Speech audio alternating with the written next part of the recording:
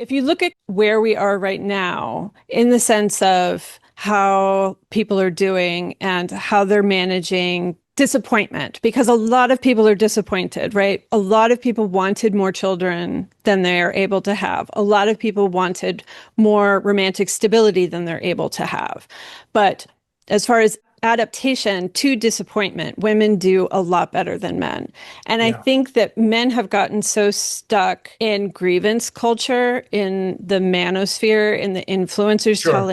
telling them, you don't need to meet their expectations. You know, Yeah, you don't need to treat them as human beings. You need to treat them as animals, as trash, because that's yeah, what they are. Like you're the beast and she's the baby yeah, deer and yeah. your job is to annihilate her, you know? And so I think that that negativity primarily comes from men's culture. And I think that ultimately, if the sort of species wants to get going again to Yeah. restart, then men need to really sort of come together and figure out why are we like this?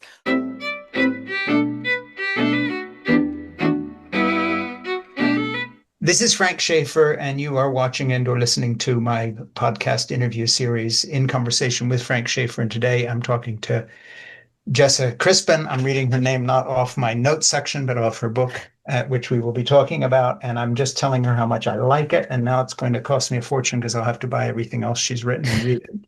Um, and Jessa is a writer, and let me read my notes here, author and feminist. She is the editor in chief of the publication The Culture We Deserve and the author of many books, including My Three Dads, The Dead Ladies Project, and What is Wrong with Men. And the subtitle of this book, of course, is what's going to sell it, and that is Patriarchy, the Crisis of Masculinity, and How, of course, Michael Douglas Films Explain Everything. So brilliant, brilliant subtitle. And I'm going to ask you how this all came into being, and also if you had any contact with Mike Douglas while you were doing this. No, no. I left him alone as much as I possibly could. Yeah, essentially, it was the pandemic. I Yeah, didn't have anywhere to go.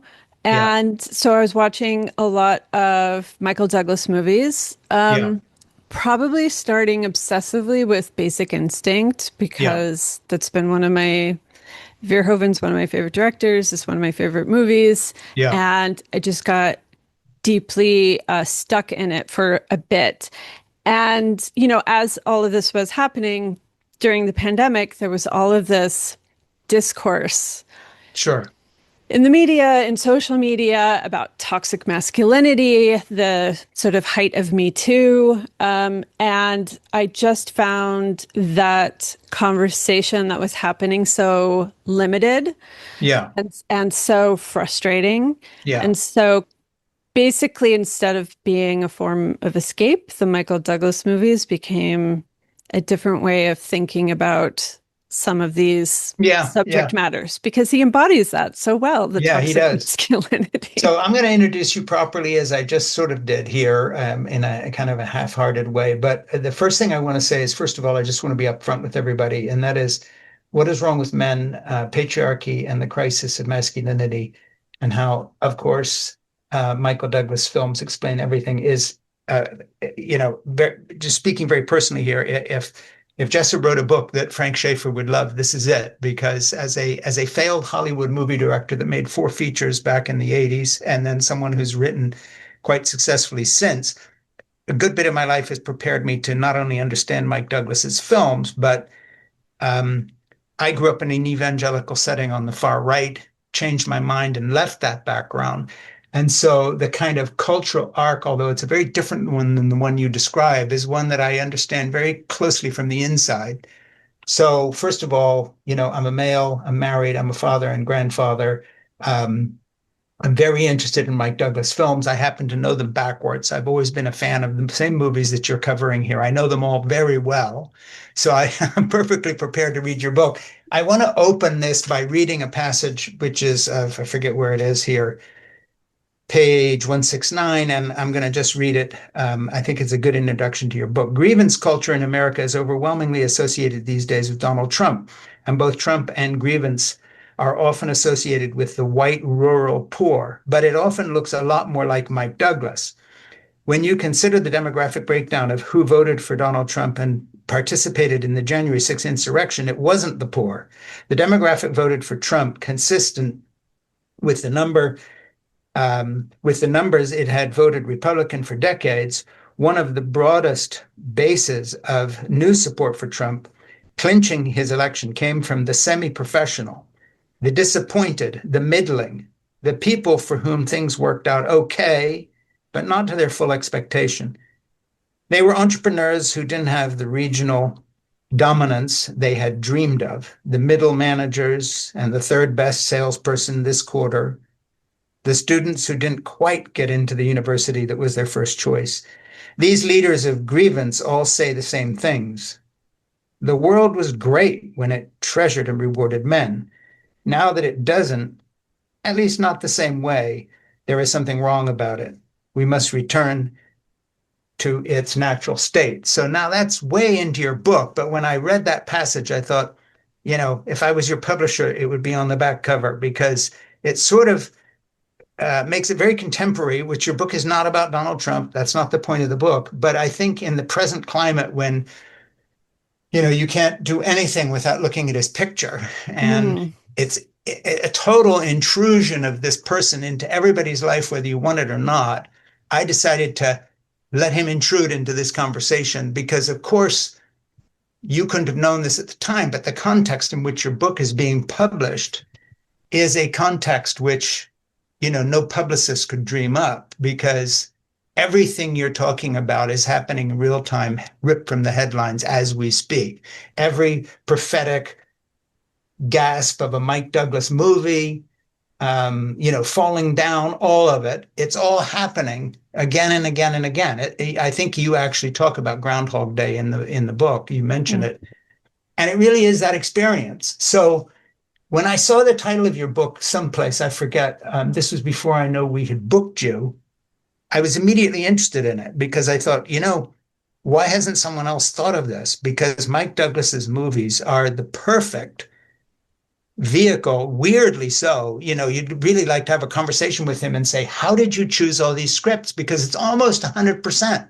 It's Hmm. like these are the only sorts of movies he ever made, which is very odd. I don't think there's Yeah. another actor like this. Um, and they're all sort of a commentary on contemporary life of that moment. And of course, his arc is my arc because I'm going to be 73 in August. I don't know how old Mike is.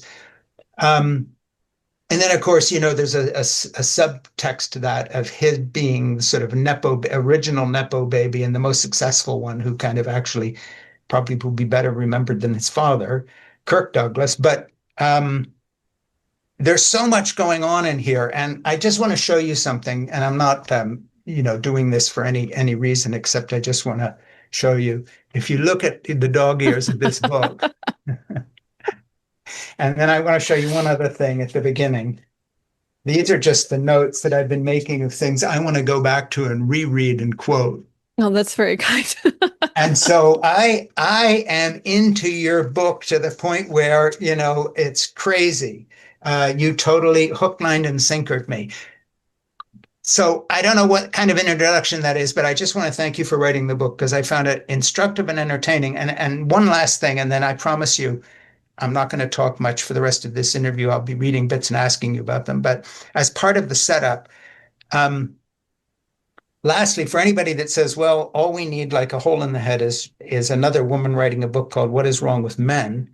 This is, and could a man write a book just called What is Wrong with Women? The movies of whatever. Maybe not because of how publishing works these days. But I want to say that as a man with two sons, one who served in the Marine Corps and fought in Afghanistan, and I have grandchildren that I do childcare for and so forth and so on, I've sort of lived big chunks of your story. The weird thing about this book is I think it's the most sympathetic book I've read by a woman to men. Mm.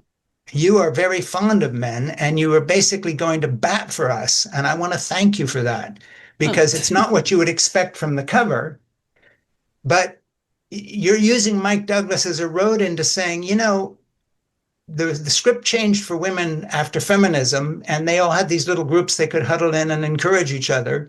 the guy thing is to be by yourself. And so all these men are lone individuals facing these massive changes. And of course, Mike does this in his movies. So that's a long preamble, but I want to thank you for just an amazing book. This does not fit with anything. It's a unique standalone one-off, and you've really done something here. Thank you. That's very kind. Um, as far as being sympathetic to men, um, you know, one of the things that I objected to so much in this sort of pandemic era conversation about masculinity, about the crisis in masculinity, was the way that people felt free to put one individual man to stand for all the crimes Sure. of masculinity, patriarchy, whatever. Yeah. And so when I started writing the book, I thought it would be a mistake to in any way bring up Michael Douglas's private life. Like Yes. through the tabloids, through speculation, through gossip, whatever, through interviews, I just thought that that level of not just intrusion, but also spectacle, the way that Yeah. we hold individuals up like that now for the Yeah. spectacle of tearing them apart, I thought would be such a mistake. Yeah. So that's been kind of my a thing that I always want to press that this is about Michael Douglas, the character, the archetype, etc. Absolutely. Yeah, yeah, yeah. Absolutely. Yeah, it's very Yeah. clear. And you're using what I love is your respect for art here. You're obviously someone who believes in the intrinsic worth of artistic expression because you treat the films with tremendous respect. And you're not, this is not about Mike Douglas. I mean, this is not a Daily Mail version of Mike Douglas. This is a real serious look at his films. One thing that comes through clearly is that you understand movies and you're a terrific interpreter of them. I haven't read any of your film criticism, but it would be worth reading if you ever did it. Let me just go through and pull some things out here that I really found amazing. You talk about care work is degrading, sensuality is sinful, emotions are irrational. Domestication is the same thing as castration. While the public sphere for women had looked like a prize, the private sphere for men looked like a trap. Now, I've chosen in my notes that I've made here to emphasize what I'll call, uh, for better lack, Jessa Crispin, the philosopher, theologian, social critic, because we know Mike Douglas's films, and while that's the through line in the book, what I'm really interested in is how the movies set up your observations and your conclusions. So as I quote you, I'm going to be talking about that. So let's just start a little bit with that whole thing. Um, let's talk about the plight of men in the 20th century going into the 21st century, charted through Mike Douglas's films and sort of broad strokes, because you talk about the fact that we're supposed to be carers, but at the same time, masculine. When it comes, this is how you're supposed to be. And then, are you part of toxic masculinity? There's been so much thrown at men. And of course, there's other books out now on how boys are not doing well and so forth and so Mm. on. So this is very much in the air. But I found your sort of social criticism going through the book, a through line that I found very interesting. So I'm going to throw things out at you on that level rather than about the movies. And so you say the standoff that developed between men and women in the wake of the changing gender roles created a state of heteropessimism that entrenched animosity between the sexes. So let's just start with that. Talk about that aspect of your book. Animosity between the sexes, mutual suspicion. Yeah, so heteropessimism is this word that sort of emerged. Asa Saracen, who's a feminist thinker, wrote an amazing essay on the subject that kind of sparked this whole this way of thinking about the contemporary setup between the sexes. There's the sort of, classical war between the sexes, Sure. always been at odds, et cetera, et cetera. You can see it in Euripides. You can see it all the way through. And yet there is a specific form of suspicion, hostility, nihilist resignation within heterosexuality today on both Yeah. sides, where Yeah. everyone is so concerned about being played, right? Or taken for a fool, taken advantage of, discarded, whatever. And so it becomes a kind of space where sincerity is impossible, Mm. where intimacy, real intimacy is impossible. And everything is sort of negotiated in this kind of, you know, Yeah. bitter divorce court way, even on the first date. So I kind of trace this back to during second wave feminism. You had all these conversations about within the feminist community Mm. about the kinds of lives that women wanted to lead and how they could sort of broaden their horizons Yeah. romantically, professionally, etc., sexually, that they didn't have to settle for disappointment and sort of feeling stuck Sure. in relationships and situations, right? This is sort of backed up legally with the beginning of the no fault divorce, which Yeah. completely transforms marriage in the United Yeah. States. And men's culture sort of looks at what's going on. And men's culture is kind of loose, defined as, I guess, like men's magazines, movies, novels, that kind Sure. of stuff. Um, looks at all of this happening and sees it with like a kind of fear, but also, again, like hostility Yeah. of you're asking for too much. We did not consent to these changes. This is not in Hmm. our best interest, and so on. And so it becomes a sort of the withholding of emotion, of generosity, of intimacy from women becomes a Yeah. huge part of men's culture. Yeah. It becomes about, not how to be a good husband in a changing time. It becomes about Michael Douglas on a motorcycle in a leather jacket, post Yeah. divorce, can't take his kid to school because he's on his motorcycle, it doesn't have a second helmet. And it's that kind of thing. Yeah, And and of it's, course, in the yeah. cultural context in which Mike Douglas is doing these earlier films that you're covering, Johnny Carson's on air every night telling jokes about his third divorce, his latest thing, with men who are sort of laughing it up and talking about hiding their money. There's a general cultural thing going on here that contextualizes what is going on in the Mike Douglas movies you're talking about. But this one of the through line. There's a lot of through lines in your book, and of course, you're following the whole pattern that comes out of divorce and the cynicism, the divorce culture that comes from that. I find that very interesting because I think it's a much bigger deal than people allowed for. We are a very therapeutic culture. We have a lot of people around telling you to feel good about yourself no matter what you've done. But people don't want to deal with the fact that what I guess all the studies bear out, and that is how lost so many people in the subsequent generations became, especially now you get up to Gen Z, and you have to ask, well, how's all this working out for you when people don't date, they're not having sex, people aren't marrying and having children? If you were from another planet examining us as a species, you'd Mhm. be comparing us to pandas at this point, saying that they're sort Yes. of clueless when it comes to mating and procreation and the rest of it. So, and I want to get into this more specifics of the book, but I was so interested just on a conversational basis to ask you a question.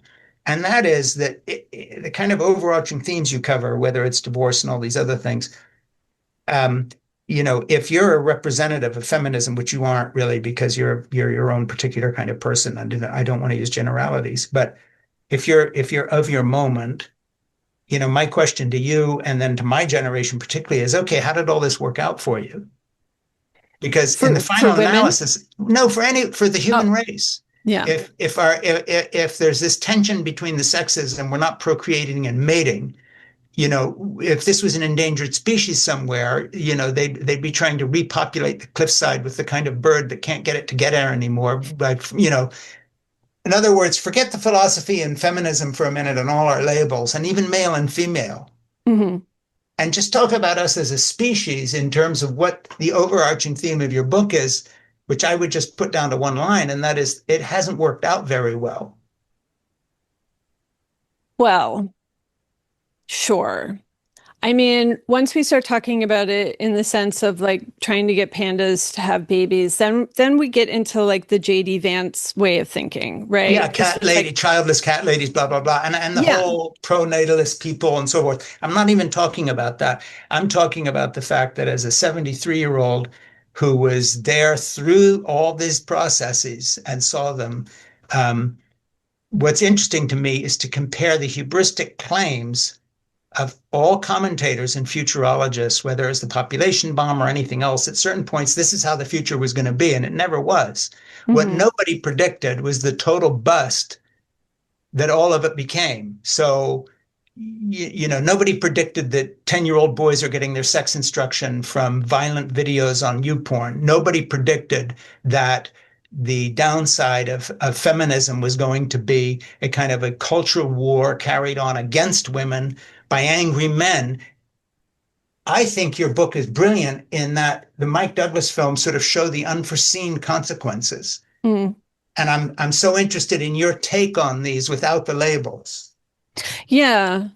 So I guess I would say if you look at kind of where we are right now, in the sense of how people are doing and how they're managing disappointment, because a lot of people are disappointed, right? A lot of people wanted more children than they're able to have. A lot of people wanted more romantic stability than they're able to have.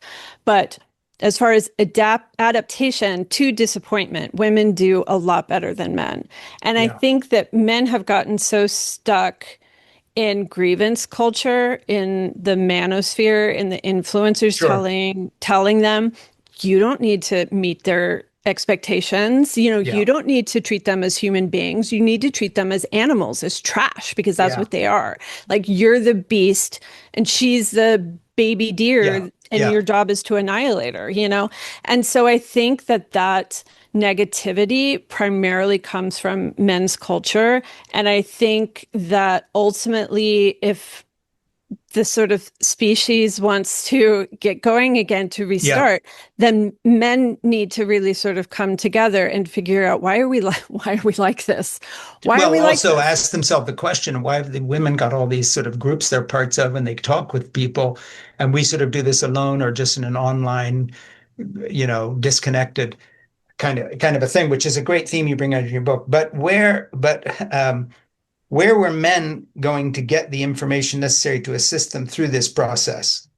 The models did what models did men have to learn how to adapt to the changing times? Men were still being asked to continue to fulfill those roles within the lives of women, of husbands and fathers and lovers and sons. But the rules for what those roles might look like or what behaviors were desirable versus problematic were in question. Their father's mode of masculinity was useless to them as a guide, but no new model was presenting itself, leaving men alone to try and navigate an uncertain time. And by the way, you write brilliantly. I just love your turn of phrase. I mean, you really nail it, but you do it so well. And thank you. So Thanks. talk about that because I think that's a big point. Yeah, and I think that, someone was asking me the other day about online forums because a lot of young men find themselves Sure. in, forums in order to commiserate about their experiences.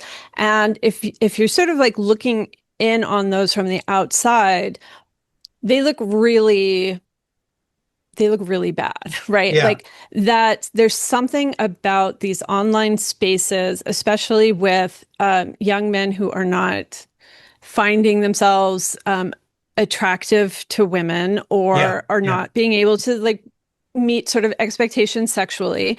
Then you have these group of men like telling them, yeah, you should just kill yourself. Like it really is a kind of negative space of each Yeah. other Horrible. dragging each other down. And and that's what really worries me is that people get addicted to these spaces where people tell them, yeah, you're not worth Yeah. dating. You're Yeah. not worth, whatever. Yeah. Um, I kind of have a different, my husband does jujitsu and they have the closest friend group that I've ever seen in my life. These guys who roll together a couple times a week. And I asked my husband one time, like, what do you think it is that helps men in those spaces overcome the loneliness and the inability to connect that so many other men are complaining about? And Yeah, he's like, yeah, well, we roll around on the ground together for an hour a yeah. night. And I've, had that guy's crotch in my face. Had my nose in his Sure. armpit. Like that builds a bond. And I think that real life experiences and rolling around together might actually be the solution to a lot of Well, problems. you talk at one point in your book about the fact that that men talk as if somehow they're joining a military, but actually not joining. They're not actually serving. They want these experiences, whether it's, bodybuilding or whatever. I have something here, and I put Elon Musk next to it. There has always been a steady supply of extra women in the world ready to service the great man's needs: secretaries, sex workers, mistresses, service workers, students, the unmarriable, um, etc. And then a little further down, you put, because they are no longer wanted, the extra women are easily discarded. Give her a cash settlement and an NDA, or maybe dump her body in a river, and it's really not go. If it's really not going very well. And there's no way to escape the fact that a lot of the online lack of real connection is enriching the kind of people who in their own lives seem to be very much what you just wrote about. And when you read about Elon Musk's relationship with women, who he impregnates and gets IVF so he can get super intelligent children or whatever, tests them, kind of a eugenic thing, and then how he discards them. And then if they don't do what he says, he sues them and cuts them off. We have a level of bad male behavior now at the Mm. top of our structure, um, that it isn't that, rich men have not always sort of done kind of like this, but they never vaunted it as an achievement. And the shamelessness of our present period of history, you could say, well, thank God for the lack of hypocrisy. We're not pretending anymore. But, hypocrisy is sort of a compliment to virtue, although backhanded. We don't even pretend Mm. anymore. And these rich, very super wealthy people who float above all of us with their means and so forth, um, I can't think of one of them where you're looking at the relationship and saying, yeah, that would be something that you would want to achieve. So you don't address that directly in your book, but you kind of sniff around the edges of it with passages like that bring people to mind right away, like Jeff Bezos, Yeah. Elon Musk. How do you see that? I mean, what the very moment we're in right now just seems to me to be everything you're writing about is magnified, to the power of whatever.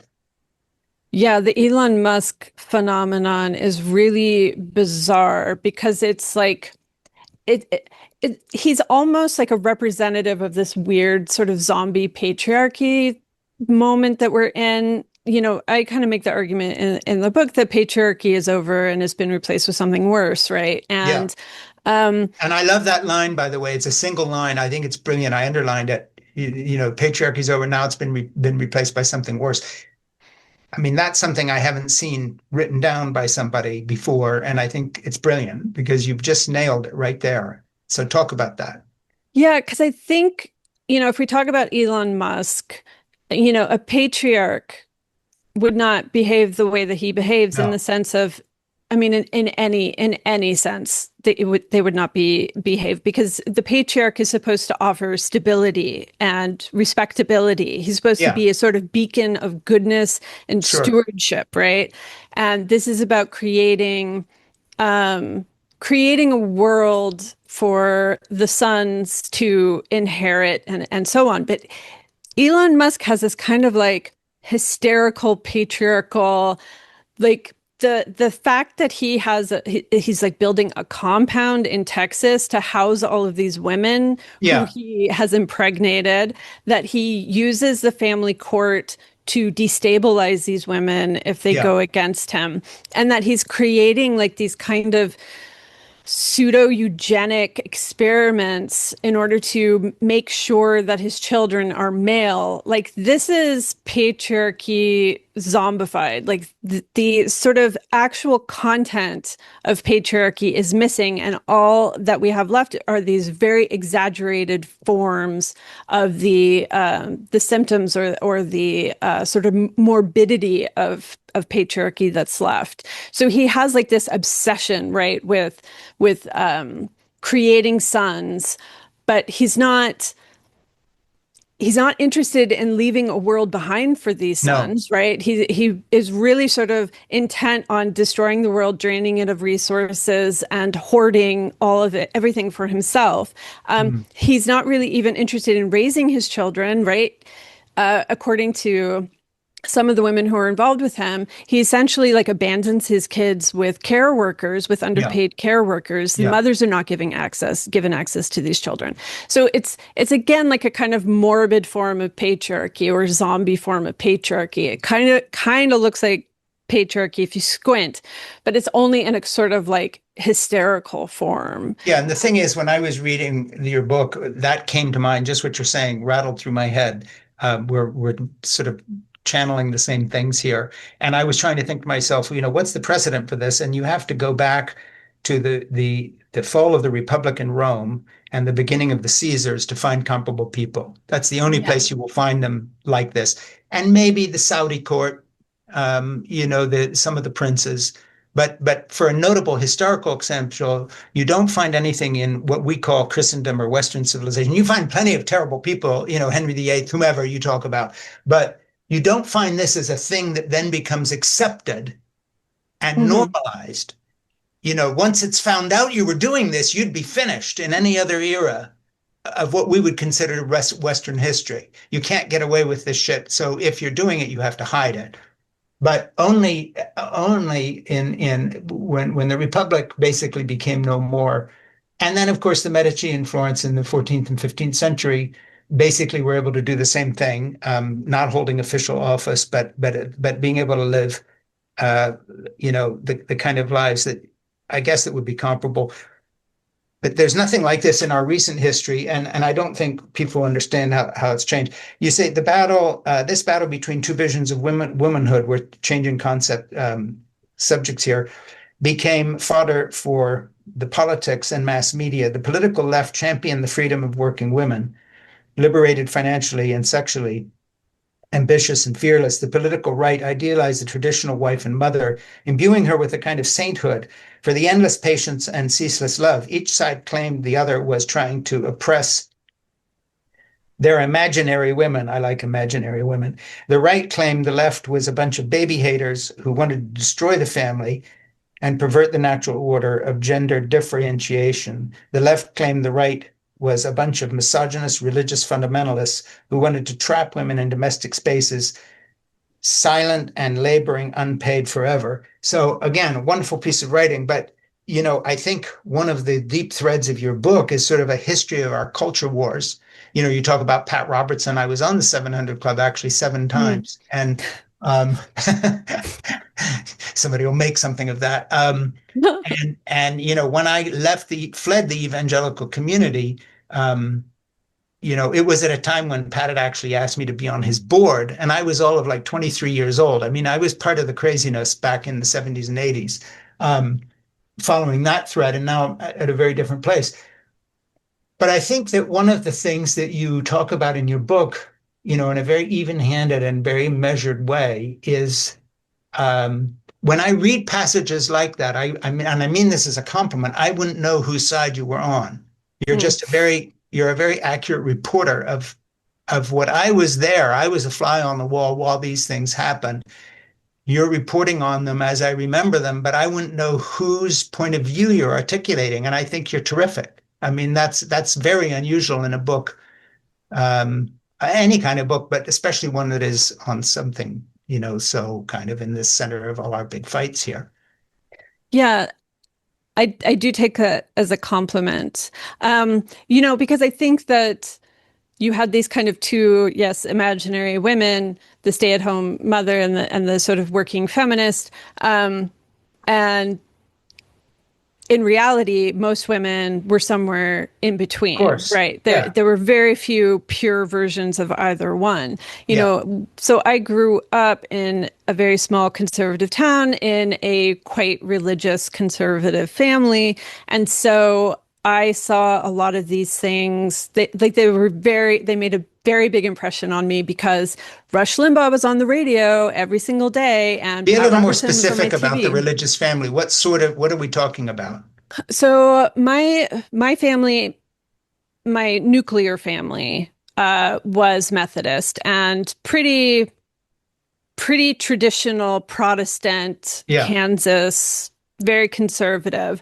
But then there was a large segment of my extended family that got evangelical sure. and even became like some of them have become members of the Quiverful movement. Yeah, And so there was there it was basically a mix between those two influences, a very kind of conservative traditional form of hmm, Protestantism and then this kind of more extravagant version of evangelical Christianity. And my aunt used to steal me away to take me to religious revivals and high school stadiums or whatever to try to influence me away from my boring Methodist church. So it was a very sort of strange atmosphere, but everybody in the family was quite political yeah, in the sense that their religious beliefs were deeply intertwined with their political sure. beliefs. And so on the TV, on the radio, constantly was this right wing, Rush Limbaugh, Pat Robertson, all of the others, Jimmy Swaggart, whatever. Focus on the family. Yeah. And on the radio, in the car, like it was just like a Sure, it was constant there. noise. Yeah. Yeah. So that left a big impression on me because I kind of didn't believe in any of it. And it was really hard to kind of fight through it.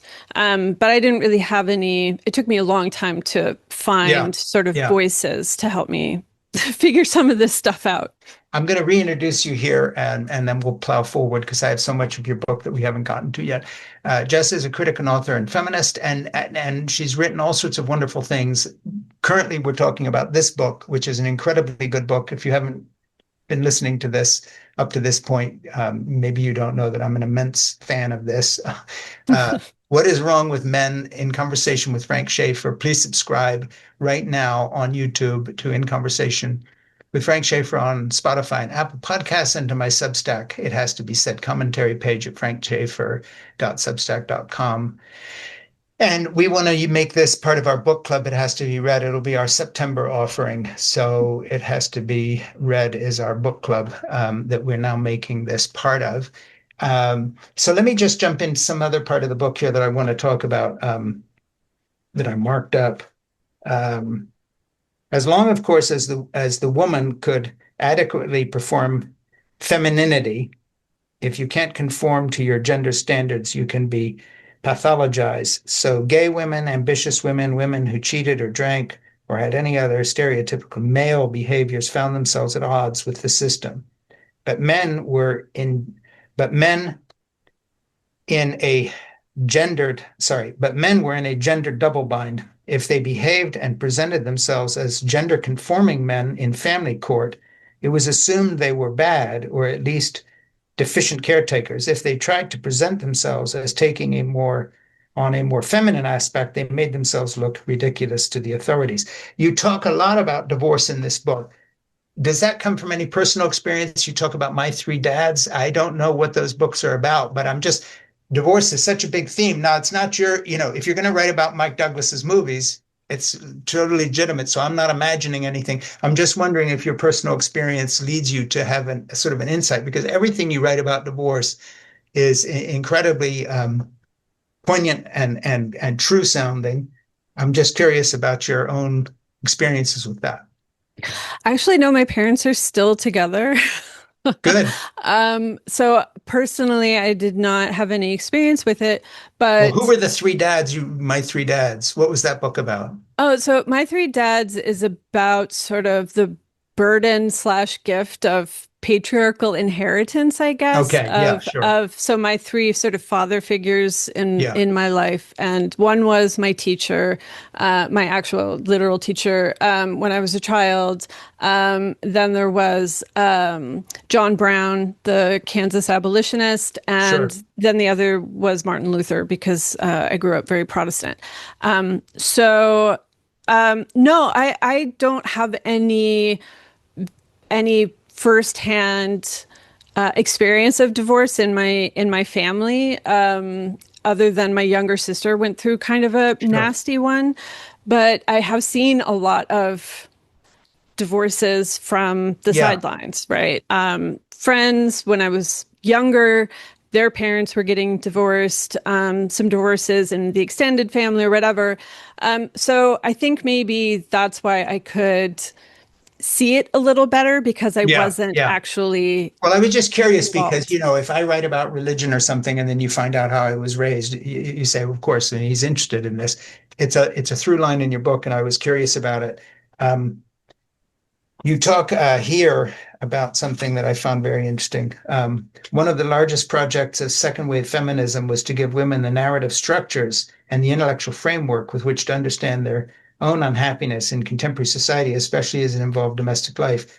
This was um, this was the meaning behind the slogan, the personal is the political. And then in that context, you also talk about how exactly these sort of groups or this kind of support network was what was missing in male culture. You talked about your husband doing jujitsu and this sort of connection, and then my son was in the Marine Corps, found the same sort of thing in boot camp, um, et cetera, et cetera. But talk a little more about that theme. I mean, the difference between how men and women were able to process, forget what your point of view is here, whether it's good or bad. I'm not asking about that, but how men and women processed the advent of modern feminism from the late 60s through to the present differently and are still doing so. And how now we've wound up with this sort of war of the sexes to the Mm, point where you look at Korea and you ask people why they're not having babies. And a lot of them talk about the antipathy they have toward men who still want to have families, but do absolutely nothing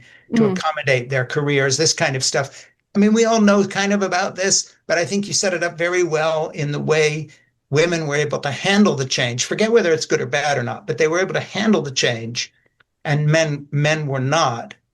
And you don't portray men as deficient in this regard. You're just saying they didn't have the structures to do this. mhm, Almost like someone who doesn't have a family in which to process growing up, mm, and the kind of you know single mom child, the kind of studies that show this doesn't work out as well as people with about, well, you've kind of transposed that narrative into how we deal with these changes. And I think that's a brilliant aspect to your book. And I mm. want you to talk about it. Yeah, so part of second wave feminism starting in the late 60s was this idea that, look, the institutions, the law, all of these sort of structures that help create and sustain a life are not built for us.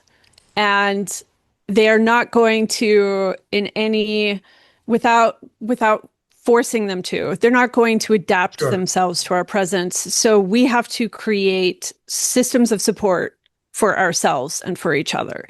And Mm. it was very dramatic, right? I think that we don't do enough to sort of look back to see the real structures that women and feminist groups and also gay rights groups and also civil rights groups created in order to help themselves and each other in a world that was hostile to them, Sure. right? So women wanted better access to education, so they created scholarships, they created mentorships, they Yeah. created their own colleges and so on. And in the arts, women created their own publishing houses and galleries and all of these things in order to be able to adapt to the world and to ask the world to adapt to them. Yeah. Men expected the institutions to cater to them, right? Hmm. Men expect the institutions to work for them because they always have. They Yeah. built them, they created them. They are supposed to be their primary customer. They're supposed to be top of the hierarchy. So, Mm. what you see in this era is this beginning of a change where the institutions realize they don't have to they don't have to prioritize men. And really, it's not even beneficial to them to Right. prioritize men at this point. And then, of And course, to so, just to interject something, when the institutions start going away, like people not going to churches anymore, then or clubs or these things that have been written about at length by other authors, then of course, in a weird way, the men suffered more because at the very time women were putting together new institutions to challenge the system, mhm. less and less people were going to the more established institutions anyway. Exactly, because women still had these systems of support and they still had ways of communicating with each other, sharing Yeah, resources, and so on. And men have sort of dug their heels in.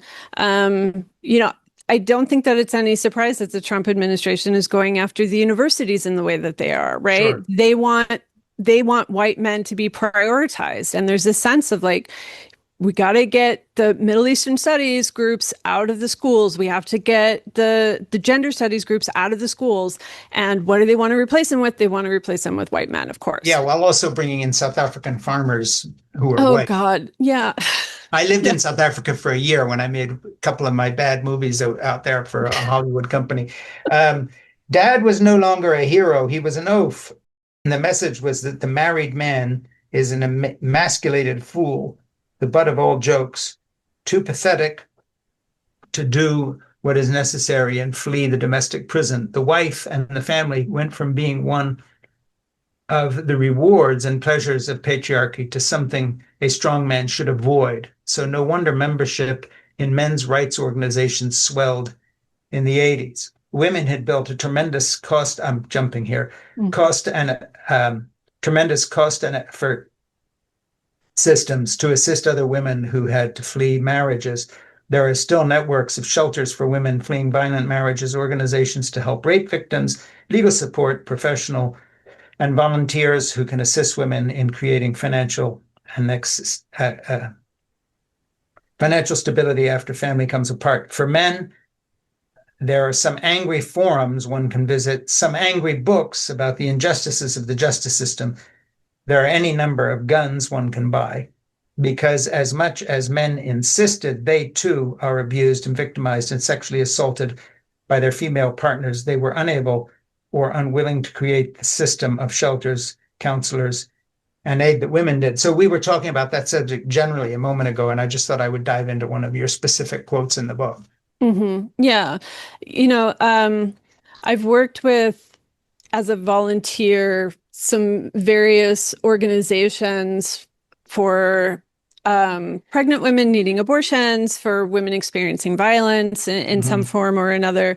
And you really see like the how strong those networks are and how everyone is so devoted to this cause and they understand what the stakes are and they are involved and they're willing to spend, you know, hours of their time each week unpaid, stressed out, burned out, because they know that this is important work. And you Mm. just don't have that for men. You don't, Yeah, men aren't joining these organizations as volunteers to help women for the most part. sure. But they're also not creating this for each other. For And that's what I themselves. find kind of strange is a sort of lack of solidarity, even within men in their own sort of Yeah, demographic, because it seems like when men come together in an online forum, in sure. these sort of groups that they create, there's almost like a kind of hostility and a desire to bring each other down more than lift each other up, right? Mm-hmm. And that's what I find so confusing about the state of. And yet men are looking for what you're talking about because again, I happen to have written a New York Times bestseller called Keeping Faith, a father-son story about love in the United States Marine Corps that I wrote with my Marine son about 20 years ago, and we were on Oprah and all sorts of stuff. So the book had a big breakout. But what was interesting to me, I then spent a lot of time on Paris Island. I got to know the Commandant of the Marine Corps and all these other things. And I would ask him and my son and so forth and so on, what the impetus was for the Marine Corps always being oversubscribed while the Army and the Navy, the Air Force, and the Coast Guard were always undersubscribed.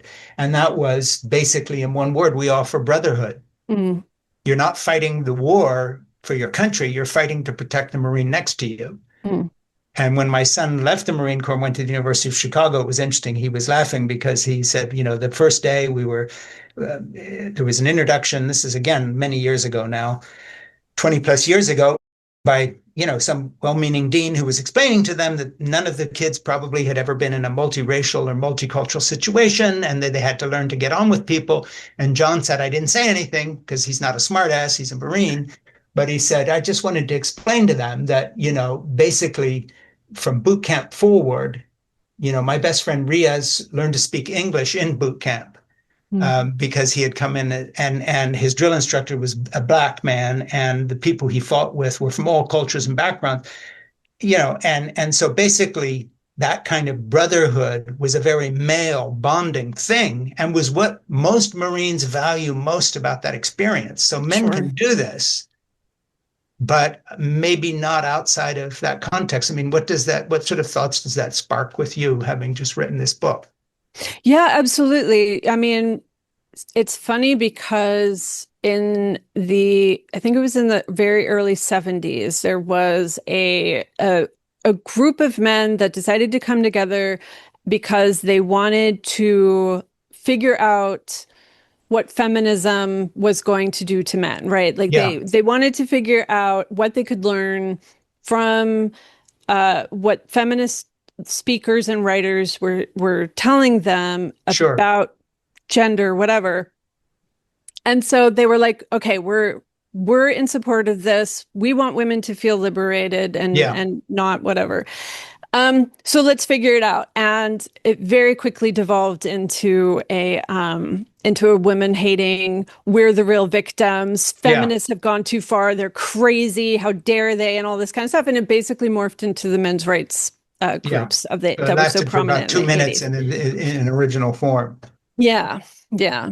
So I feel the difficulty of creating um any sort of brotherhood or any sort of community that doesn't come with like some sort of like real intention behind it to do something differently, right? Because it's Yeah, so easy to fall into these old forms of competition rather than solidarity, yeah, to narcissism over community. And there does seem to be an impulse of like wanting to pull someone down to your level that you think is yeah, above you rather than to lift everybody up. Yeah. yeah. And of course, but that is not what happens in the Marine Corps. Mm. I mean, so it's not that men are incapable of this, but Right. Yeah. but certainly outside of the context of the intention of doing something together that has a higher or noble purpose attached, Hmm. some sort of ideal, so basically you're calling for all the idealism, but with none of the goals that are set by organizations like the Marine Corps, or for that matter, an evangelical church calling on men to, be caring, loving people. It just seems that men don't do particularly well without any structure, whereas women are able to Yeah. band together and sort of make their own structure. Maybe that's a real difference in, Yeah. And I think that also, women now have decades, if not centuries, of experience of building these things up yeah, of from course. basically nothing. And I think there's a hesitancy for men to communicate with women, to learn from them, because Yeah, there's the sense of like, if I associate myself with somebody lower on the hierarchy than me, then I yeah. risk sort of Well, slipping and the down. thing is, a lot of men, and typical Americans in general anyway, have such an ignorance of history in the sense of, the women's stories. But if you study Beatrix Potter and you understand that in addition to being shunned as a woman author for a while that had to make her way, then her parents are forbidding her to marry. And then she's also becoming a world expert on mushrooms, but the British Scientific Society will not allow her to join or give papers even though her illustrations are the most accurate there have ever been, And you see this story replicated again and again and again and again. And that has nothing to do with feminism. That's just the facts on the Hmm. page. So, unless you're aware of those stories and personalize them, as in saying, for instance, my wife Jeannie, who's a very brilliant, wonderful woman that we've been together for 55 years, when you make that story about her or my granddaughter Lucy or whoever it may be, then another part of your male, I guess, mind is animated in just that basic sense of injustice. So Hmm. why is it that the Isabella Stewart Gardner Museum is shunned by good society in Boston for years because a woman's running it? Um, this is built into the fabric of everything you're talking about, but that backstory is never present. It's as if these contemporary issues just landed from outer space and are nothing to do with us as whatever. Okay, at the heart of falling down, I want to jump into one of the stories you talk about the movies. Is an identity crisis. Masculinity defines itself through its accomplishments. You are what you do, stripped of his family, his job, his money. He loses sight of his self. It's what is often said about mass shooters today, whether adult or adolescent. They are losers, unable to achieve most of the standard trophies of masculinity: family, career, money. They are left with only one marker: violence. One through theme of your book that, again, I think is brilliant is that you talk about money a lot in Hmm. terms of measuring everything by money. And if you look at Falling Down, the beginning of his frustration is he's played this game, but it hasn't made him rich. And he's not got that, speaking of Elon Musk and these tech bros and so forth today. So talk a little bit about that theme that runs through your book, because money, divorce is a big subject, but so is money, the acquisition and the keeping of money as the measure of everything. Um, and that has kind of poisoned the experience of being a male in a society which is addicted to career validation, both men and women, above family, above art, above culture, above everything. It's always about the career. And the career is always about the money. And I think the Mike Douglas's movies really have that through line, whether it's Wall Street or any of these other things. Um, Talk about that, because that's a huge aspect of your book. And again, the book we're talking about is What is Wrong with Men, Patriarchy, The Crisis of Masculinity, and now, of course, Michael Douglas films explain everything. And it's by Jessa Crispin, and it's a brilliant book that I showed her earlier. That's how dog-eared mine is, because I found so much in it I wanted to talk about. So just talk about money, money, money, money, money, all the way through. Well, I mean, Michael Douglas movies are about money. There are very few movies that he did that are not in some way just fundamentally about money. Even the movies about marriage are about money, right? Mhm. So it's such an integral part of masculinity. And during this era of the 80s, you see vast economic changes happening, Yeah, both on sort of the small individual level, but also on a global level. You have yeah, deregulation, you have the removal of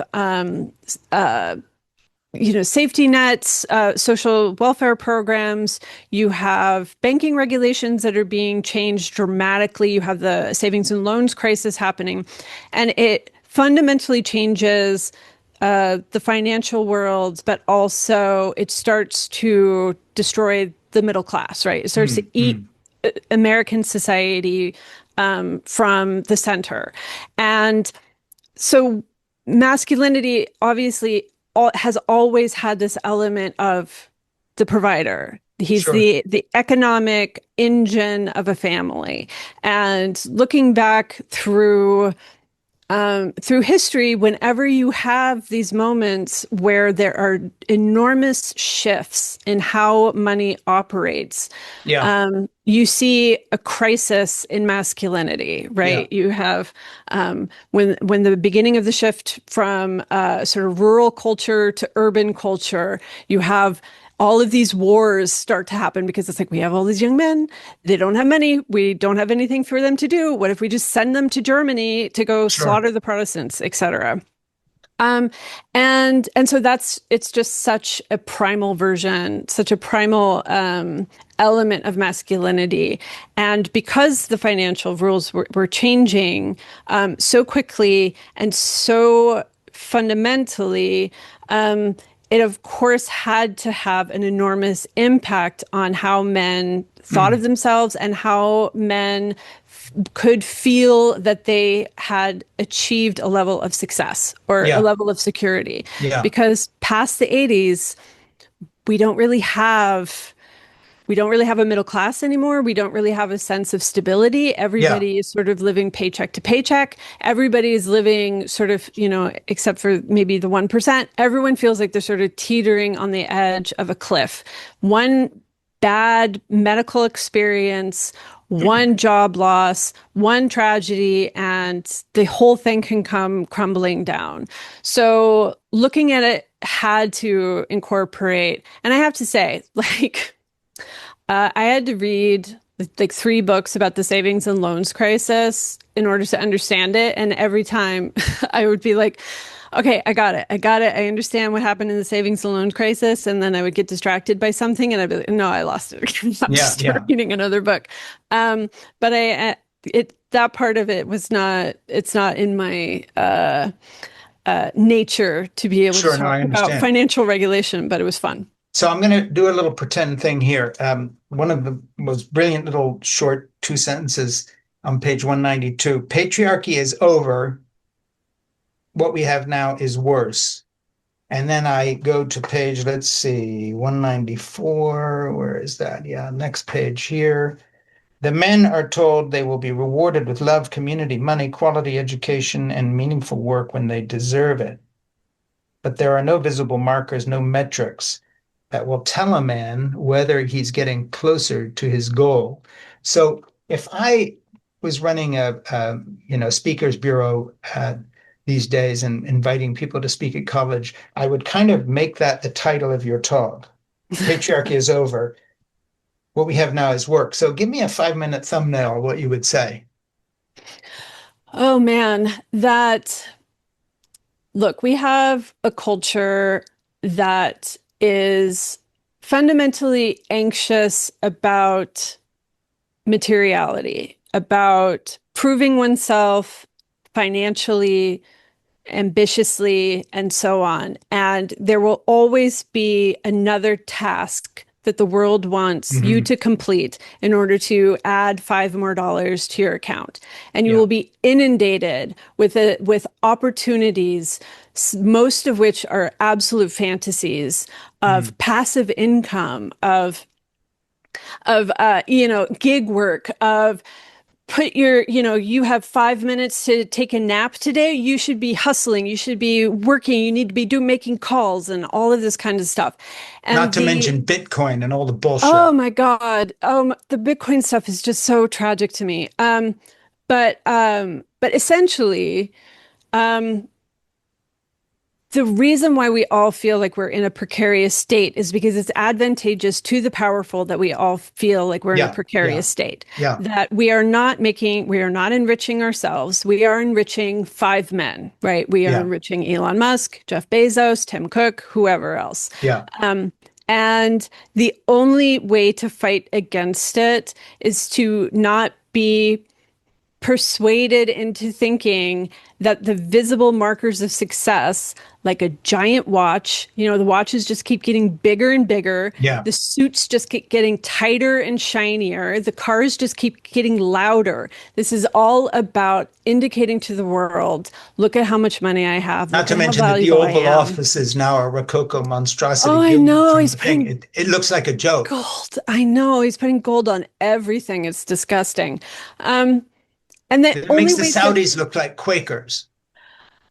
it makes the, pre-revolution French look like, Yeah, exactly. quite, yeah. Anyway, So, speaking of, the only way to fight against this is to find within yourself some capacity for interiority, mhm, to find some way of building within yourself the ability to reflect, the ability to find calm, and the ability to relate to yourself and to others. Because without that, you are absolutely vulnerable to these Mm, forces. mm, mm. The entire world is now oriented towards forcing you to make these other people wealthy and to confuse you into thinking that you making Elon Musk wealthier is somehow fulfilling. Yeah. And that to me is like the only way out of this And mess. that's how it's worse.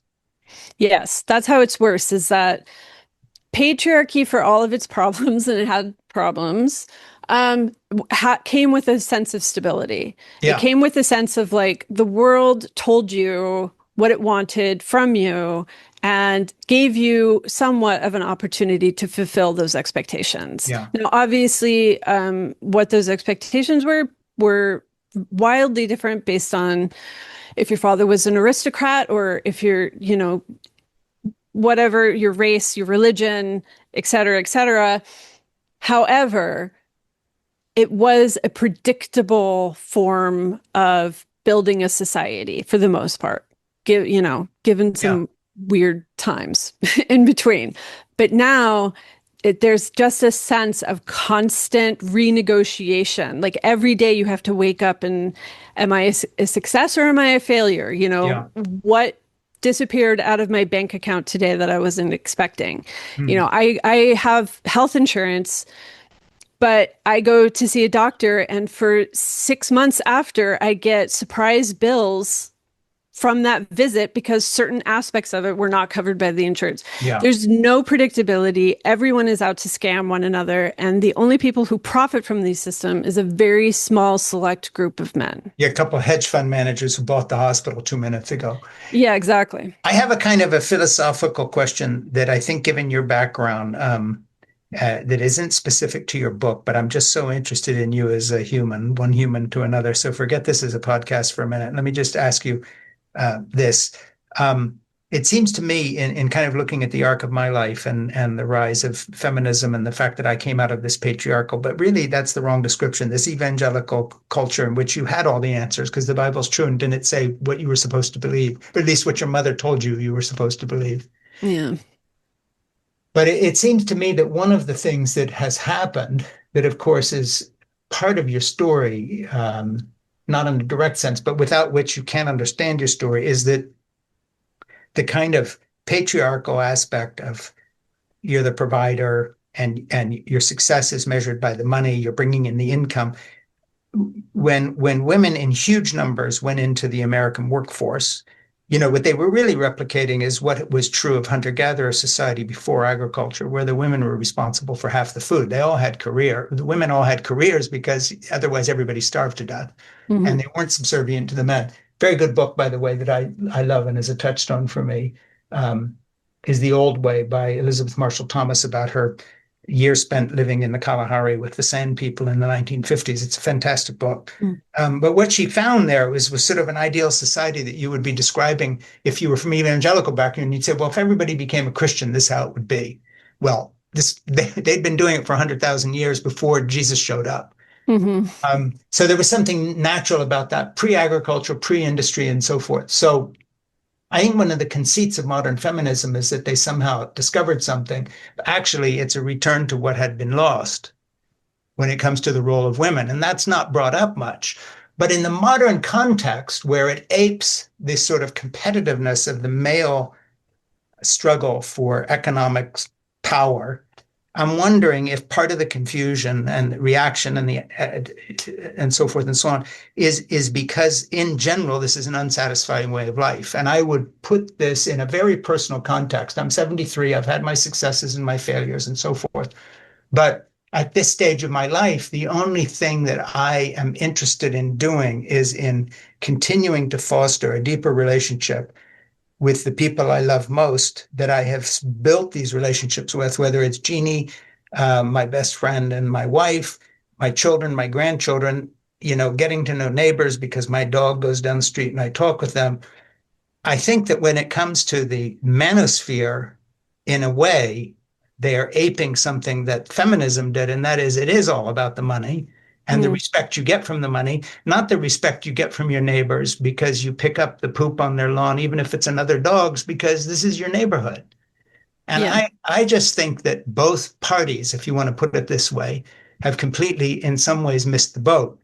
So I am all for the recognition that Isabella Stewart Gardner or Beatrix Potter had to struggle against something, and that struggle continues. But I'm wondering if in the end it's all about career and a corner office, or whether in the end it's more about human relationships, and whether what we're really losing in this world of Elon Musk and Donald Trump is a vision of the human race itself that Elizabeth Marshall Thomas encountered in the Kalahari with the Sand People in the 1950s, where she found these very admirable ways of being where everybody in the community helps with the childcare, not because they read a book, but because that was the way they survived. And the roles of women were not defined by feminists. They were defined by survival for 100,000 years in an arid desert where the women and the grandmothers knew where the tubers were buried, and that's why you were alive. Mm-hmm. So I just wonder if in you personally, I'm just talking to you, Jessa, here, not the author, um, as you go through your life at an earlier stage than I'm at here, whether you foresee that you might arrive at that place when you're my age in the sense of saying, well, that was great. I wrote some books. I did all this shit. But in the end, maybe measure yourself by a standard that is prehistory. Oh, I feel like like, um, I feel like I already am kind of there. I don't know that um, I've never been that interested in money. Mm-hmm. Because to me, money has always come with compromises that I'm not willing to Sure, make. sure. So I've always kind of scraped by. And that has been replaced with a kind of stability, mostly because I got married, which is a little bit embarrassing, like as a feminist. And yet, I don't care because actually, it should be the fact that when you get married or when you enter into a relationship, that you increase the happiness of each other's lives, that you make Sure. each other's lives more stable, more interesting, more lively in different ways. And that has definitely been true in my life. But I see, in the last maybe 20 years or so of American feminism, such a emphasis on not just career, but acquisition and consumption, Sure. right? Totally divorced from actual accomplishment, totally divorced from making a real contribution or participating in something larger than yourself, but just as in on an individual level, being able to buy whatever it is you want, eat whatever it is you want to eat, go wherever it is you want to go. And that is supposed to make women feel fulfilled, feel Yeah. happy. And that for me has never been the case. And I do look on that side of things with a kind of horror Yeah. because it's an empty path. And I think also that that is something that's like a sign that feminism has lost its content, lost its substance, lost its ability to make real change in the world, and is now just like kind of a self-help cult. Yeah. And it's very much been consumed by the five guys we're making rich. Mm. I mean, what do you think the whole influencer Absolutely. thing? I look at I have a bunch of granddaughters and a grown daughter who's very much got a career and all that stuff. But I look at the influencers that are trying to shape whatever they are, and they're just selling them a bunch of shit. Oh yeah. I can't believe it. It's like, whatever it is, and I look at this with a horror in the same way that you do it, any kind of predatory behavior aimed at your family. Mm. And the fact, and of course, it's been complicated by all the technology and the phones we're carrying around because now we're living with these people in an intimate way that previous generations never knew. So I just wondered, what your prediction would be taking the logic of your book forward. What are men Yeah. supposed to do? But, what are women supposed to do in this commercialized context in which, vice has become a major corporate endeavor across the board, whether it's, online gambling Oh or God. Turns Yeah. out that weed is now 100 times stronger than it was in the 60s when I had a few puffs. Yeah. Wherever you touch it, it's the consumer culture and the money thing defining us. In that sense, I mean, I don't really mean this, so it's going to come off much stronger than I mean it. But just for the sake of the discussion, in a sense, feminism has disappeared and been replaced by a vast commercial culture which has subsumed it, Yeah. devoured it. I mean, these are not, you know, the corporate version. It boggles me what's happened. Yeah. I would struggle to argue with that. I think the one thing that's interesting about this is that both women and men do this thing where they blame the other group Sure. for creating standards that their own community has created and is sort of sustaining mostly through social media, right? Yeah. Women blame men for these unrealistic beauty standards that they themselves have created with the Kardashians, with the Sure. plastic surgery industry, with the cosmetics, with the contouring, with the, all of the shapewear, all of this nonsense came from women, right? Yeah. Comes from women's culture and is distributed throughout women's culture. Men blame women for unrealistic standards for physicality, for height, for muscles, and all that stuff. But that's all distributed through male influencers in the Yeah. I manosphere and totally social agree. media. And I find that kind of this baffling part of this experience is that if we just talk to each other a little bit more and got off of the phones, we would probably see that we are sort of engaging with destructive fantasies rather Yeah. than with real human people. And it's also funny, I got asked the other night in an interview, she's like, well, there's no real equivalent, female equivalent to Andrew Tate. I was like, are you Kim Kardashian? The Yeah. Kardashians are basically the same thing as the Tate brothers minus sex trafficking Sure. charges. But as far as like poisoning the gendered expectations and the lifestyle and, people's expectations for how a life is supposed to be lived, it is absolutely on par. They're putting the same pollution out into the culture. And so I think, feminism has become incapable of meeting this moment because it's too besotted with all of it. It has been. Yeah. And the male thing is totally right. It's completely self-created. And so many men feel it.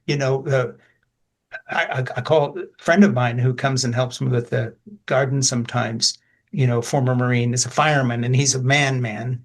He looks the role and you would think, okay, this will be someone, okay, after 5 years, and I'm someone that tends to get into good conversations with people. I get to know people pretty well. Um, we've had more discussions in my garden where he's got tears in his eyes telling me about his own life and something that's happening in it. I get all the information from him. The hunger that is there in this very, he's a fireman, he's a former Marine, he works 3 jobs, he has fantastic equipment. He comes in and does things in an hour that would take me a week to do in my yard and so forth. And yet, when you just get to know him and he starts trusting you, I'm like I could be his grandfather now Mm. because he wants somebody in his life, a man in his life that he can talk to who is not, and I'm telling him about my grandchildren and about what Jeannie's doing and the latest surgical thing she had done on her face to have some sun damage removed. And he's telling me about his daughter and she just had a baby and helping to clean the apartment up for the boyfriend. Very unmanly stuff. And it's a conversation that I could be having with any number of women friends of mine.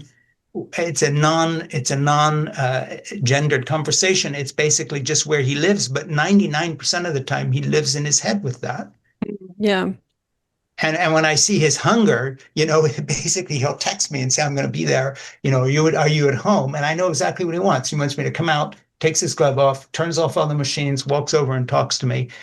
And sometimes we'll be there for half an hour. And because I'm this guy he can talk to. Mm. And I find it incredibly touching. Yeah. And that's the kind of danger zone that a lot of people get into because there are so many people who are willing to take advantage of somebody who doesn't have a figure like that to go to in their Yeah, real lives, right? yeah. Then that's when you have the influencer telling them, well, you would have somebody in your life like that if you weren't such a loser, if you So made more yeah. money, if you put on more, if you ate more protein.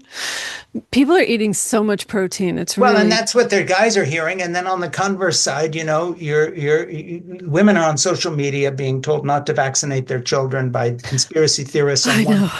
And men and women, by the way, share an equal culpability here because the conspiracism is across both Oh, yeah. sectors. Yeah, absolutely. 100%. I mean, just insane. My wife is on Facebook with some people she's known for years, and she literally just comes in shaking her head and said, well, there goes another one, all sorts of stuff to anti-vax sites. What has happened to her brain?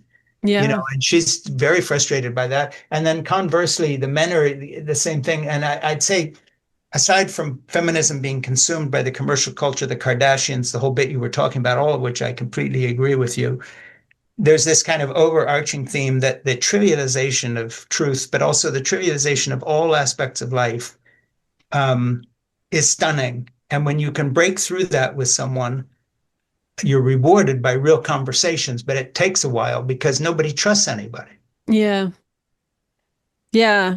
I mean, it's hard when, you know, so my parents still live in the town where I grew up, and it's a town of like 1,200 people. Yeah, And the last election, when Donald Trump was elected in 2016, my parents did not vote for Donald Trump, but it's a very solidly red county, and pretty much sure. everyone that they know did. And there was a sense of, you know what, it's nobody's business, and it doesn't change our relationships who anybody Mhm, voted for. mhm. But this election, it became very angry and very on the surface of every interaction was this kind of suspicion about who did you vote for, and Sure. why and how and so on. And there was a lot of hostility on both sides, Yeah, both from Harris voters who felt betrayed, and by more so even from Trump voters who are like, how dare you disagree with me? How dare yeah. you not think that this is Question the any of greatest this. man? Yeah. And so, you know, my father's lived in that we moved there when I was 6 months old. So my father's lived there now for, over 40 years. And now there are people that he knows and has known that amount of time that he cannot talk to, Yeah, that will cross the street to get away from him, yeah. or will only talk to him in a heated argument form.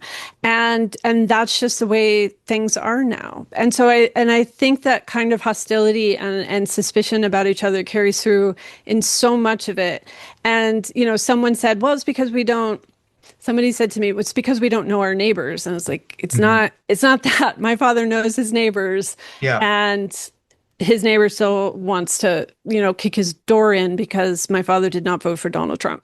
Yeah, I have a question for you in terms of just both male and female, both sexes in this question. It just seems to me that one of the things that has happened to women and to men, the Kardashians on one side, the bro culture on the other, phones, there's lots of reasons for this. And that's not what I'm angling for here. But I wondered whether, um, you know, extrapolating from people not having children, not getting married, not connecting, not dating. And of course, those are generalities, but that trend in that generation, in the youngest generation, um, are we looking at a future in which basic love stories will be incomprehensible?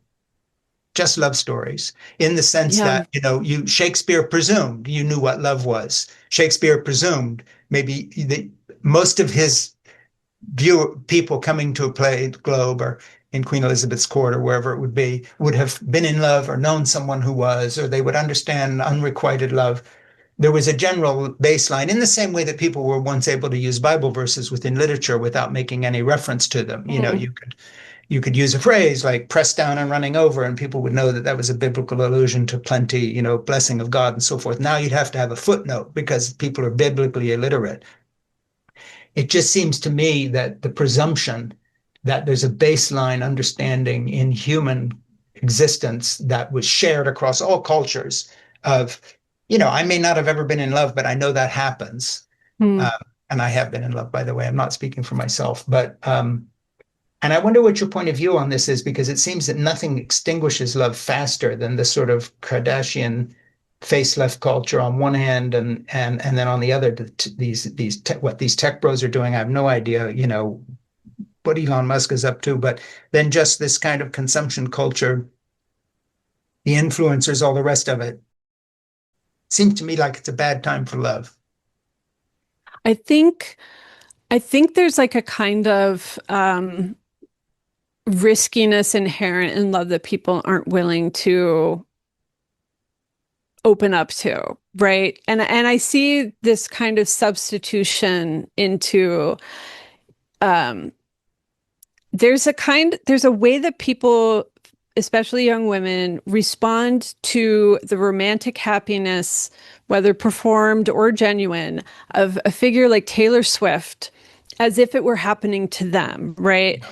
And to them, I think it's almost as satisfying as if it had been, because in that sense of watching it happen to somebody that you identify with and that you spend all of your time thinking about, Mhm. that's almost a more satisfying experience, because then you don't have to deal with the disappointments of love. Well, one of the things you bring Yeah, up your book fits very well with that. And as you talk about that, these sort of experiences reserved for the educated elite who are wealthy. yeah, You can fall in love if you're wealthy, if you look great. yeah, yeah. Marriage rates are much higher for the people who have the most money, and the rates go down as you Sure. go down in salary. And also education plays a huge part of this. You're way more likely to get married if you have a college degree than if you're not. Yeah. And that's what worries me. Like that these basic experiences of life are being withheld from so many people. Yeah. And I sort of use that word, the being withheld, very specifically, because it's not, we're in an artificial state. Society is not supposed to function like this. And the only reason it does is because it's been managed to function like this in order to benefit the very few, right? We are not in a natural state of behavior, of emotion, of outlet, of creativity. Things are being withheld from us, like love, like interiority and the ability to reflect and enjoy our company and engage with art and all of these other things. Those experiences are being withheld for the rich, and the rest of us are sort of being left behind. One phrase I need you to explain: speculative masculinity.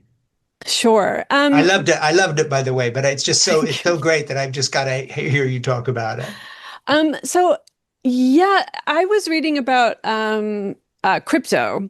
Yeah. And crypto is essentially a speculative currency, right? Sure. That you're Yeah. making a bet that this is going to Yeah. turn into something real or not. Yeah. And to me, a lot of the kind of behaviors that have been normalized in young men, behaviors that in the past would be seen as like pathological and extreme, um, that is a kind of speculative bet that it's going to pay off, that it's Yeah. going to be Somehow, seen as somewhere, hang manly. it, stick with it.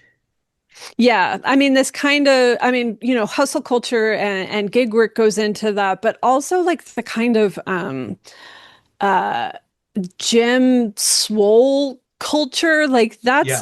that's not creating muscles for strength, for No. use. That's only for that, and it's really not even for women. It's not even to be attractive to women. It's to gain respect as a man to other men, right? What is That's why you the get swole. what's the equivalent? Because we've gone to Kardashian and culture and so forth. How would could you talk about speculative femininity? Oh, yeah. I mean, all of the sort of like the Botox and the filler and the sort of Yeah. immobilized face stuff, that to me is absolutely part of speculative femininity. That's like making a hard bet that having a shiny face that does not show emotion, that is incapable of showing emotion, Yeah. that is somehow going to lead to being rewarded for being feminine. Well, and of course, there's a level of self-delusion on both fronts, and without casting aspersions on anybody, but when I look at some of these younger men who bulk up and do all this stuff, I've done some quote manly things in my life. I'm a good skier, I've done all this shit, and I build and I can construct and so forth and so on. But I don't come from an era where you look at your body in a mirror Yeah. and I mean, in my day, quote unquote, in British boarding schools where I was as a boy, we never looked in mirrors. That was part of the whole thing. Some matron had to come up and say, "Have you brushed your hair today?" Nobody, and you see kids running across the soccer field now and they're like fixing themselves for the phone. Speculative femininity, same thing. I mean, does anybody on Madison Avenue walking down there, what a certain type of person who's in the same age demographic as my wife, who's now 74, does she honestly think that her puffy lips are making me think she's 20? I mean, so Yeah. I just want to throw out two words to you and just have you riff on it for a minute. And that is, we're in an age of, and here are the words, self-delusion. It's Mm. amazing to me. Yeah. And I think that there is an element where we are in some ways expected to, not just pressured to, but expected to create a sort of fantasy about ourselves Hmm. that other people interact with. Other people interact with the fantasy, not with us. Sure. You can call it branding, you can call it like a sort of online avatar or whatever. But the more that is disconnected from the actual self, the more sort of successful it is in Sure. some way. And I think that a lot of that stuff with women, and to me, the really disturbing part of that is that a lot of the surgeries, a lot of the fillers, a lot of the things you're supposed to buy to like wrap your face in before you go to sleep and all that kind of stuff. The goal is essentially to make it look like nothing has ever happened to you, right? Right. To have Right. a completely smooth, shiny surface that is only reflects other people's Well, expectations in and these feelings tabloid about pictures you. before and after, look at her 20 years ago and look what she looks like now. I All right. know, like She Demi got Moore looks like older. she nothing has ever happened to Yeah, her, well, right? and a weird little thing that Mike White, who made these things for HBO, The White Lotus, who I knew when he was a child, and just fast forward, he casts a British actress who has sort of buck teeth, and all of a sudden this Mm. becomes an issue. Like, what's wrong with her mouth? I'm the Kirsten Dunst fan, and one of the reasons why Melancholia and all these movies are real and wonderful. She's a great actress, but she's chosen to keep her mouth human. Yeah. And I look at all these people in so-called historical drama with perfect Yes, the white veneers. perky teeth. It's like, what the fuck? I mean, nobody's ever in history looked like this. And do you think that, a Norse swordsman went into battle with these straight white piano keys in his mouth? I mean, what the fuck is wrong with you people? I Like, know, I know. It's so hideous too. it's It's like I don't horrible. And know. they look so stupid. It looks so stupid. But again, it's like it's about making it look like you've never eaten anything. You've never had a cup of coffee. You've never done any drinking, a glass of wine or anything. Just this beautiful blank slate that nothing will ever happen to, and then you'll be dead and your body won't decompose properly because it's full of plastic, right? Like Yeah. it's so deranged to It me. is deranged. And basically it's like any one of these things alone, you'd say, oh, so what? But when you add it all together, the sort of level of visual falsehood we all Mm, swim through, just walking, looking at movies. Every actor has the same mouth now. All the women with puffy lips. All the guys are supposed to be looking like I don't know what. yeah. Um, when you add it all up, it's very disconcerting, and it is shocking to the sensibilities of an old guy like me who basically looks around and says, my big question is, what does all this add up to in terms of what is this visual evidence of? It's evidence of something. Yeah. Yeah. I mean, one of my favorite filmmakers is Paolo Sorrentino, the Italian Yeah, director. And sure. one of the reasons I love him so much is just he is very interested in people's faces Yeah, and not faces that are, managed and blank and shiny and Yeah, flat, but real people's faces. And there's yeah, such a humanity in just taking a camera and pointing it at somebody's face with love and curiosity, sure. right? And so much filmmaking today is really abhorrent to me because it's about these flat surfaces, just kind of moving them around like they were dolls. And the humanity, the that part of art that is supposed to be about a celebration of people and what they do and how Yeah, what they can create, like that part has been really lost in a lot of the sort of, the Marvel universe and the Netflix streaming stuff that you're just yeah. supposed to watch for 10 hours a day and not have any thoughts and, all of that stuff.